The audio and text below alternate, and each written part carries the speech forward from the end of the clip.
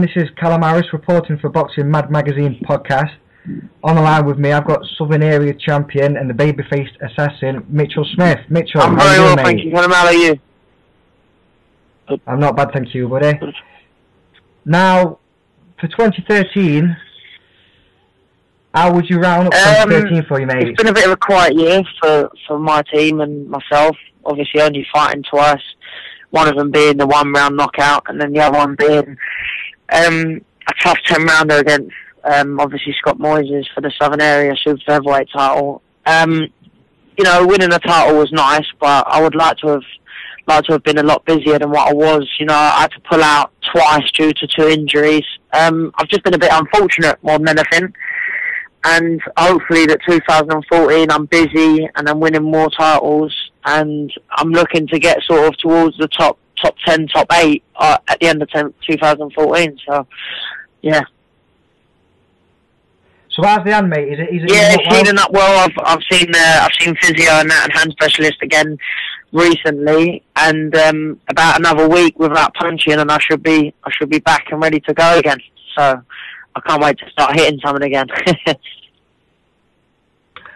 Well, going back to that first round win that you had at the beginning of the year against Gavin Reed, he's not really a bad opponent, is he, for a measuring stick? Gavin was a tough opponent. He's been rounds with Carl. He's been rounds with Scott Crick. I think Scott Crick might have taken 8-9 rounds. And obviously going in there and finishing in one was obviously, sort of a big like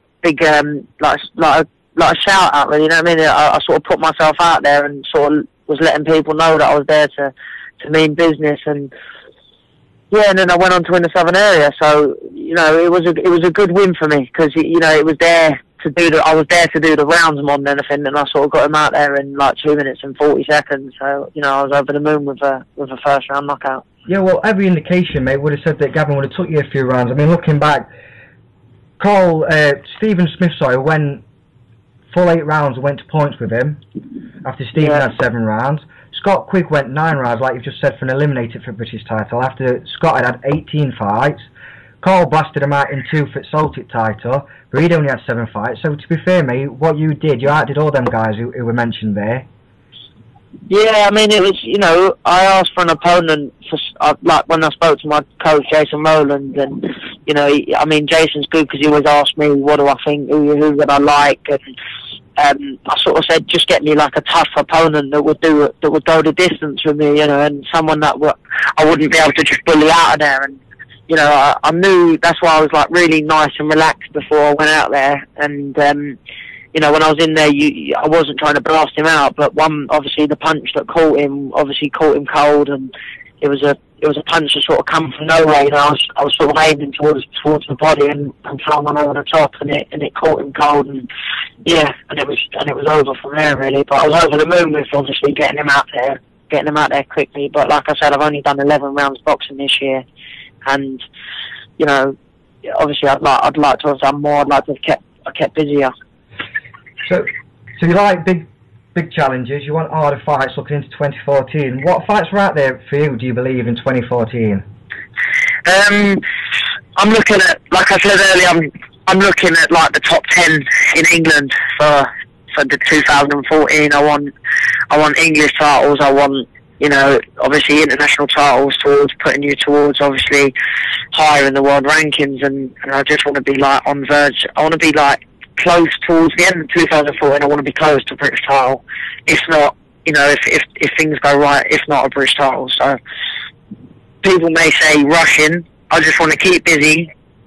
Skills pay the bills. My ability is more than capable to win a British title and go on to world honours, and I believe in myself 100%. Otherwise, I wouldn't do it. And yeah, I just want a big 2014. I've been promising people that 2013 was going to be big. Yeah, I come out with a Southern Area title, but injuries have put me back, and they're all sound and they're all sweet now. So, 2014, I'm promising everyone a massive year for myself, and I'm just going to push myself right out there in the rankings, and hopefully come out with a British title at the end of 2014, start of 2015. So you said that you were looking at that top 10 in British honours.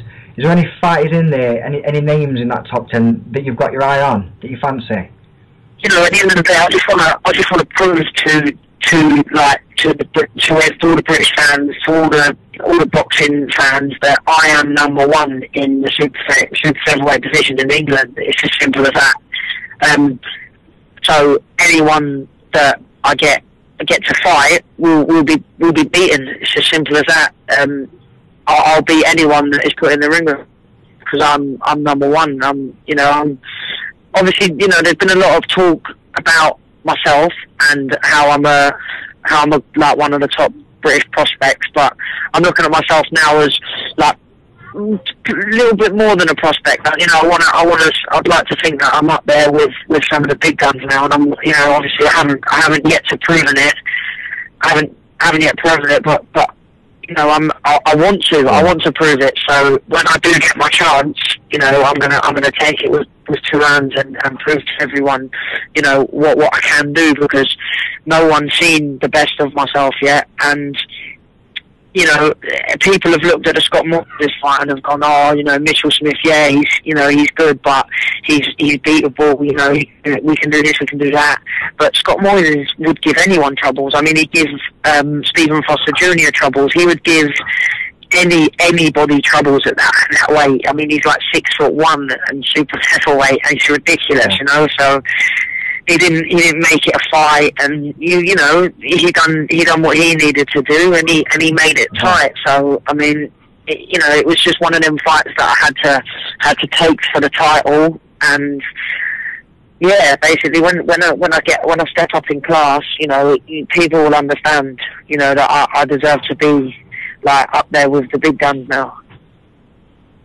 Do you think that the higher level opponents brings out the best in you? Yeah, 100%. I mean, you know, I get some top quality sparring. You know, I'm like Carl Frampton's like main sparring partner for his training camps. And well, let's just touch on that a minute. Carl Frampton. I mean, what are those spars like? I mean, I can only imagine, mate. Oh, you know, we go for, you know, toe to toe for like 10, 12 rounds. So, you know, we're you know, it's good sparring for myself, and it's good sparring for Carl as well. I mean, you know, everyone's got to understand that I wouldn't be used as a punch bag. You know, there's a bag there that he can hit. You know what I mean? So yeah. I'm obviously doing something for them. Clearly, you know, it's not a one-sided spar. It's a good spar. So you know, it's to be holding my own at a level that I'm at now with someone that's on verge of fighting for a world title. You know, only said one thing, and I'm only going to get better. Do you know what I mean? So, like I said, the quicker I step up in class, then people will understand that, you know, I will go the whole way. It's as simple as that. So obviously that sparring with Frampton gives you a world of confidence then, doesn't it? Oh yeah, 100%. And you know, obviously not doing many rounds in 2013. You know, obviously I've done 11 rounds actual boxing, but the spars that I've had with Carl, I mean, we was doing like, you know what I mean? I don't know, like 30 rounds a week. So you know, I'm getting them in for like 3-4 weeks. You know, it adds up. You know, so. I mean, sparring with Carl is like having a fight. So, you know, because he don't hold back. You know, but I'm just looking forward to a big year. I really am looking forward. I'm itching to go. I haven't hit anything now for like 5-6 weeks, and I'm just itching to hit something. I'm just itching to hit something. I'm just so looking forward to a big year. You know, this is what I'm here to do, and I can't wait to start again. Sorry, mate. Just looking at 2013. As a fan of the sport, as well as being a boxer, were there any fights out there that you enjoyed watching? What was your fight of the year, or any fighters that you enjoyed to watch more than any others? Yeah, I thought that Fortune Groves was put the highlight on the year. You know, I think everyone looked down at Groves and just thought this geezer doesn't deserve a shot at a world title. And I know, because my very good mate Miles Shinkwin and my training partner, he's a light heavyweight up and coming fighter, very good fighter.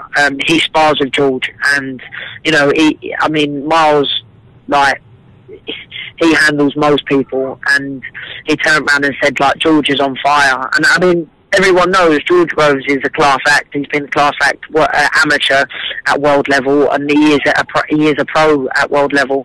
And I was one of those people that said, I think George Groves can do it. And to be honest with you, like me personally, I thought that he got cheated out of winning a world title. So right, so that put the highlight on the year for me. Do you think he was stopped too early then? Yeah, 100%.